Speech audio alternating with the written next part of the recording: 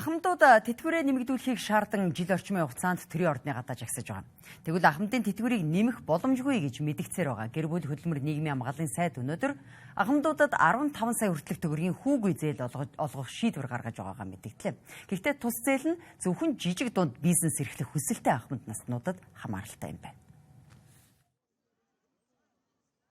Өнгөрөх 2025 оны 6 сараас эхлэн ахмад наснууд тэтгэврийн доод хэмжээг 1.5 сая төгрөг болох шаардлагыг тавьж төв талбайн баруун талд өнөө хүртэл жагсаар байна. Тус хугацаанд тэтгэвэр нэмэх боломжгүй гэсэн байр суурийг холбогдох шийдвэр гаргахчид илэрхийлсээр ирсэн.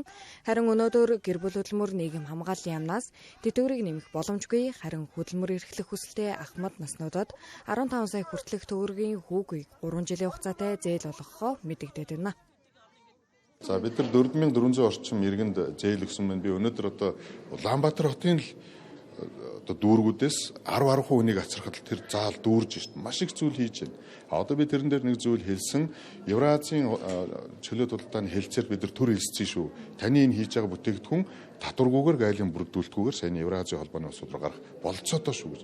Үнэн байдал нь тийм байхгүй. Одоо олон улсын стандарт шаардлага хангахуйц ч одоо маш олон бүтээгдэхүүнүүдийг манайх үйлдвэрлэсэн байна шүү дээ.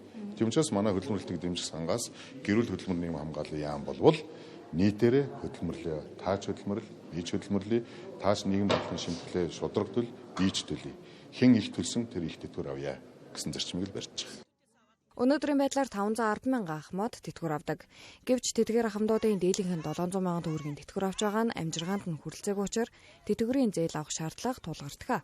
Гэвч салбар яамнаас гаргасан энэ шийдвэр нь зөвхөн гэрээсээ аль эсвэл ямар нэгэн байдлаар үйлдвэрлэл бизнес эрхлэх сонирхолтой ахмадуудад л үйлчлэх юм.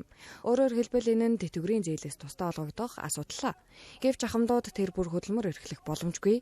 Эрүүл мэнд, ар гэр, хараат байдал зэргээс шалтгаалan зөвхөн тэтгэврээр зуудаг ахмадууд цөөнгүй. Манай телевизийн цахим хуудасаар энэ асуудлаар иргэдээ санал авахад сэтгэгдлийн дийлэнх нь ахмадуудад зээл олохоос илүү тэтгэврийн хэмжээг нэмэгдүүлэх шаардлагатай гэсэн байр суурийг илэрхийлжээ.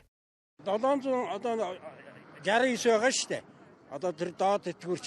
Тэгэхээр тэнд 800 төгрөг нэмэгд чадахгүй гэж явуулсан ата ягаад 15 сая төгрөг хүүгүй зээл нэгээд байгаа юм. Тэр одоо худлаа байхгүй юу? 15 сая төгрөгийг нэг удаа өгснөхийн оронд энэ ахмадуудынхаа тэтгэврийг нэмэх ёстой байхгүй юу? Тэгэж чадахгүй худлаа маасын толгойг угааж одоо тэр нэг 15 сая төгрөг шилний цаанаас чигэр долоодохтой адилхан болж байгаамаа. Зээлнээсээ яг зээл авч болно. Тэр хүснүүд нь л авна. А зээлнээсээ илүү яг тэтгэвэр нь өөрөө хамгийн чухал нь аахгүй юу? Бид нар одоо яг бүр одоо ингэ 70-80 хөрчихсөн хүмүүс бол бизнес ажил хийхэд бас төвөгтэй байх л да.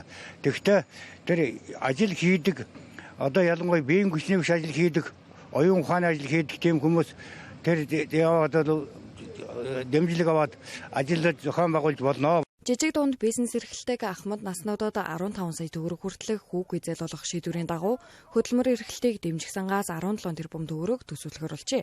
Тус зээл нь өмнө ч хэрэгжиж байсан бөгөөд өнөөдрийн байдлаар 4400 ахмад настан хамрагдсан байна.